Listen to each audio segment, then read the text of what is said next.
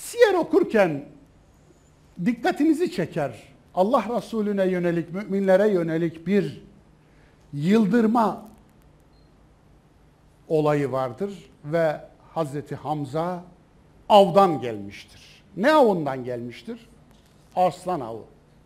Aslan ormanda olur. Çölde aslan ne geziyor? Peki çölde aslan ne geziyor sahip?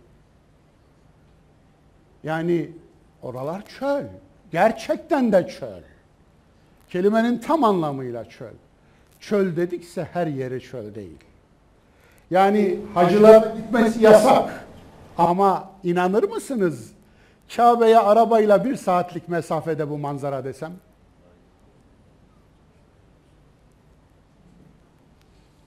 Ama aldatıcı olmasın, en yağmurlu mevsimde çekilmiş bir resim.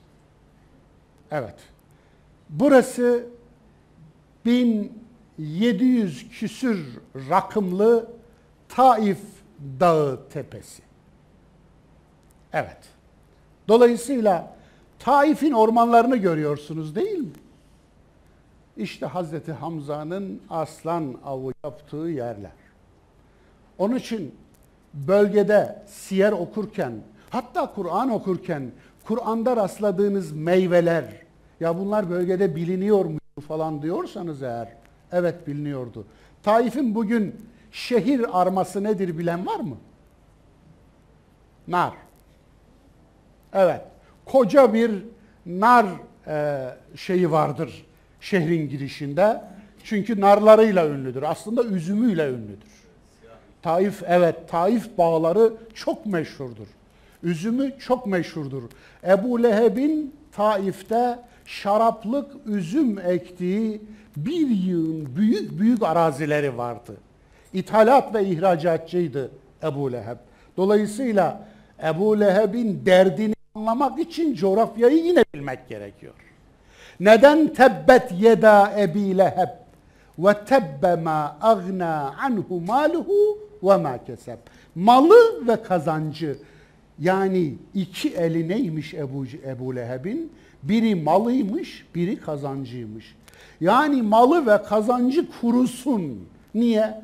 Ebu Leheb'i ben bana kulluk etsin diye yarattım ama o gitti egosuna kulluk etti. O gitti Allah'lığı Allah'tan başkalarına yakıştırdı. Dolayısıyla Ebu Leheb'imin iki eli kurusun da geri bana kulluk etsin. Malı ve kazancı kurusun. Dolayısıyla görüyorsunuz, bölgeyi bilmeden, coğrafyayı bilmeden, jeolojiyi bilmeden birçok Kur'ani olayı anlamak mümkün değil. Siyer'deki olayı anlamak mümkün değil. Tebük seferini anlamanız için coğrafyayı bilmeniz lazım. Hayber Savaşı'nı anlamanız için Hayber'in yerleşim yerini bilmeniz lazım. Bölgedeki Necran'ı anlamanız için Necran'ın yerleşim yerini bilmeniz lazım. Yani Uhdud, ashab-ı Uhdud var ya, ateş ashabı, hendek ashabı. İşte onu bilmeniz için mutlaka coğrafyayı bilmeniz lazım. Dolayısıyla coğrafyayı bilmek, jeolojiyi bilmek Kur'an'ın bir parçasıdır bu anlamda.